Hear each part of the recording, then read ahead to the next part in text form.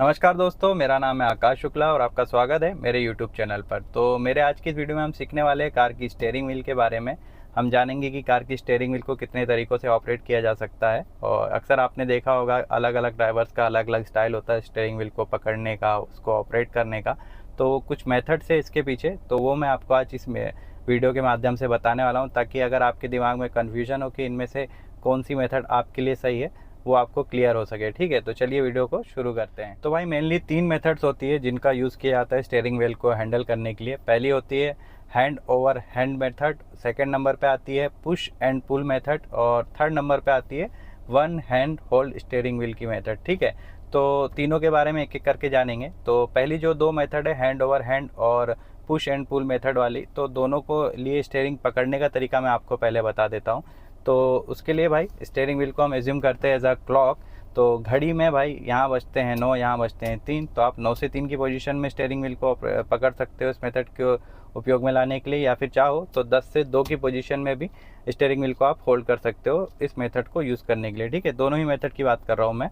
अब मैं इंडिविजुअली बात करूँगा हैंड ओवर हैंड मेथड के बारे में। तो भाई हैंड ओवर हैंड मेथड में क्या होता है कि जब हम स्टीयरिंग व्हील को पकड़ते हैं, उसके बाद मान लीजिए किसी मोड़ पे हमको हमारी कार को मोड़ना है। मान लीजिए हमारी कार जो है राइट हैंड साइड मोड़ना है। तो राइट हैंड साइड मोड़ने के लिए हैंड ओवर हैंड मेथड में ये होता है कि स्टीयरिंग व्हील को जब हमें दाएं मोड़ना है तो हम हमारे लेफ्ट हैंड से जो है स्टीयरिंग व्हील को घुमाते हैं। ठीक है, तो स्टीयरिंग व्हील को जब घुमाने के बाद एक पॉइंट के बाद आप इसके आगे तो ले जा नहीं सकते आपका लेफ्ट हैंड, तो उसके लिए आपका राइट हैंड जो है लेफ्ट हैंड की जगह आ जाता है और लेफ्ट हैंड जो है वापस से अपनी जगह पे वापस आ जाता है। ठीक है, तो इसको कहते हैं हैंड ओवर हैंड मेथड। ठीक है, आपको प्रैक्टिकल करके भी दिखाऊंगा मैं।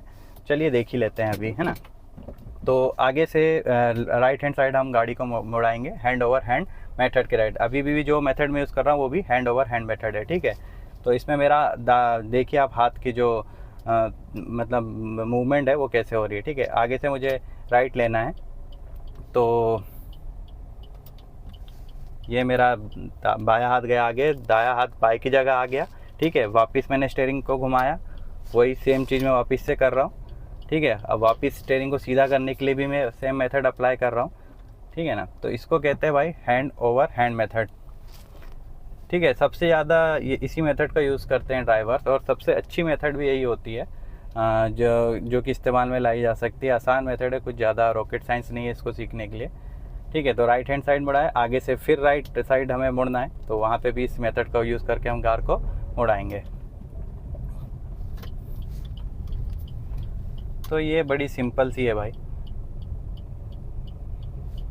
तो इसमें हो क्या रहा है आपने देख के इतना तो समझ ही गए होंगे कि जब हम मुड़ा रहे हैं कार को, तो जब हमारा हाथ जो है एक पॉइंट के बाद घूमना बंद करता है तो दूसरा हाथ जो है उस हाथ की जगह ले लेता है इस मेथड में। ठीक है ना, तो इसको कहते हैं हैंड ओवर हैंड मेथड। ठीक है, एक बार लेफ़्ट घुमा के भी आपको दिखा देता हूँ, नहीं तो कई लोगों का कन्फ्यूज़न आता है कि आपने राइट घुमा के दिखा दी, लेफ़्ट दिखा ही नहीं। तो आगे से अब हम लेफ़्ट हैंड साइड मोड़ेंगे अपनी कार को। ठीक है, तो ये मैंने दिया लेफ़्ट इंडिकेटर और ये मेरा दायां हाथ गया। अब बायां हाथ जो है दाएं हाथ की जगह लेगा और दाएं हाथ की जगह वापस दायां आ जाएगा। ठीक है, ये देखिए,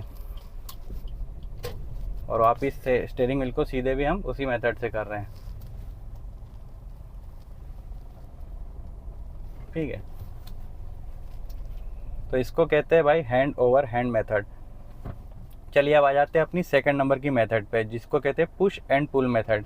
तो सेम इसमें यही कि जब हैंड ओवर हैंड मेथड में हमारा हाथ छूट के एक हाथ को हमको छोड़ना पड़ रहा था, फिर दूसरे हाथ की जगह उसको लाना पड़ रहा था। पुश एंड पुल मेथड में हाथ को हमें छोड़ना नहीं है। ठीक है, उसमें होता क्या है, जैसे कि मान लीजिए हमें हमारी कार को लेफ्ट हैंड साइड मोड़ना है, तो दाएं हाथ से हम हमारी स्टीयरिंग व्हील को पुश करेंगे, फिर बाएं हाथ से स्टीयरिंग व्हील को उसके आगे पुल कर लेंगे। ठीक है, तो इसको कहते हैं पुश एंड पुल मेथड। तो इससे भी एक बार हम अपनी गाड़ी को जो है चला के देख लेते हैं। ठीक है, आगे से जैसे कि आगे से मुझे लेफ़्ट मोड़ना है, तो पुश एंड पुल मेथड का यूज़ करके मैं अपनी गाड़ी को मुड़ाऊंगा। ठीक है,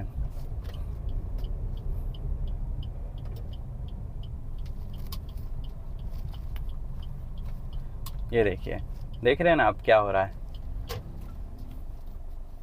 तो इसमें हो ये रहा है कि मैं एक हाथ से अपनी स्टीयरिंग व्हील को पुश कर रहा हूँ और दूसरे हाथ से स्टीयरिंग व्हील को पुल कर रहा हूँ, पुश पुल पुश पुल। ठीक है, अब आगे से मैं अपनी कार को जो है राइट मोड़ आके दिखाता हूँ इसी मेथड के तहत।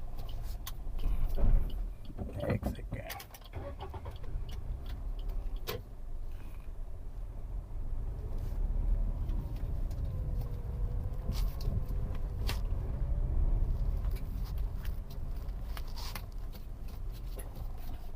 तो थोड़ी सी लेंदी है भाई ये वाली मेथड, पर ठीक है, अगर आप चाहो तो इसको भी इस्तेमाल में ले सकते हो। लेते हैं ड्राइवर्स इसको भी यूज़ में, पर मुझे इसकी आदत नहीं है, ठीक है। और थर्ड नंबर पे आ जाते हैं अब। तो थर्ड मेथड क्या होती है, तो भाई सिंगल हैंड वाली जो मैंने आपको बताई थी मेथड, उसको कहते हैं, ये करेंटली मैं उसका उपयोग कर ही रहा हूँ क्योंकि मैं सिंगल हैंड से ही अपनी कार को ड्राइव करता हूँ। तो उसमें ये होता है कि हमारी कार को जो है हम सिंगल हैंड से चलाते हैं, ठीक है ना। तो इसमें कार का जो स्टीयरिंग पकड़ने का पॉइंट है वो यहाँ से लेके यहाँ तक सारा यूज़ में आता रहता है, जहाँ जहाँ जैसी ज़रूरत पड़े। अब जैसे कि मुझे अपनी कार को आगे से राइट हैंड साइड मोड़ना है, ठीक है, तो उसके लिए मैंने इंडिकेटर दे दिया, गियर नीचे किया। अब मैं अपने पाम का यूज़ कर रहा हूँ, ठीक है, स्टीयरिंग व्हील को घुमाने के लिए। इसमें सेकंड हैंड हाथ का जो है इस्तेमाल नहीं किया जाता है, बस पाम का यूज़ करके आपको आपकी गाड़ी को जो है घुमाना रहता है। तो ये वाली मेथड तो भाई जो बहुत एक्सपीरियंस वाले ड्राइवर है, पहले से गाड़ी को चला रहे हैं, वो इस्तेमाल में लेते हैं। तो उनको जो है सिंगल हैंड से पूरी गाड़ी चलाने की आदत हो जाती है, जैसे कि मुझे है।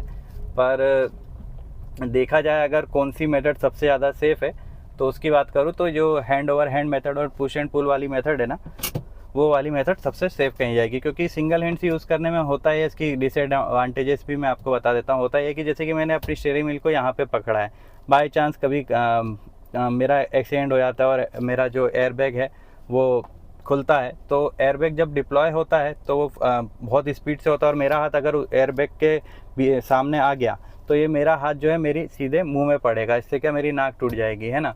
तो इस मेथड में एक ये लफड़ा है कि भाई आपका हाथ अगर स्टीयरिंग व्हील और आपके बीच में अगर आपका हाथ आ गया, अगर एयरबैग खुला, तो फिर आपको जो है बहुत ज़्यादा इंजरी उससे हो सकती है। तो इसलिए कोशिश करना कि आपकी कार की स्टीयरिंग व्हील हमेशा 2 हाथ से पकड़ें। और सबसे सेफ़ पोजीशन जो होती है भाई 3 से 9 की होती है, तो इसमें पकड़ो, 10 से 2 भी कर सकते हो। 3 से 9 में क्या, कभी एयरबैग डिप्लॉय हुआ अभी तो आपके हाथ जो है दूर हट जाएंगे, आपको इससे कोई हानि नहीं पहुंचेगी, ठीक है। 10 से 2 में भी वही बात आती है, ठीक है। और कुछ गलत तरीके भी बता देता हूँ मैं आपको जो स्टीयरिंग व्हील पकड़ने के होते हैं, तो जो कि आपको इस्तेमाल नहीं करना है। तो वो होते हैं भाई, स्टीयरिंग व्हील पकड़ने का जो पॉइंट है, यहाँ से लेके यहाँ तक आप जहाँ चाहो वहाँ पकड़ सकते हो। कोशिश करना ऐसे ना पकड़ो, बस यहाँ आप पकड़ सकते हो, ठीक है, यहाँ भी पकड़ सकते हो। पर इसके नीचे का जो पोर्सन है, इसको आपको यूज़ में नहीं लेना है कभी। आपको ऐसे पकड़ के आपकी कार नहीं चलाना, क्योंकि एक पॉइंट के बाद फिर आप आपकी गाड़ी जो है मोड़ नहीं पाओगे, ठीक है ना। आपको कभी ऐसे क्रॉस हैंड करके भी कार को चलाने की कोशिश नहीं करना है, आपको यहाँ पकड़ के कार को नहीं चलाना है, ठीक है, यहाँ पकड़ के कार को नहीं चलाना है, ठीक है।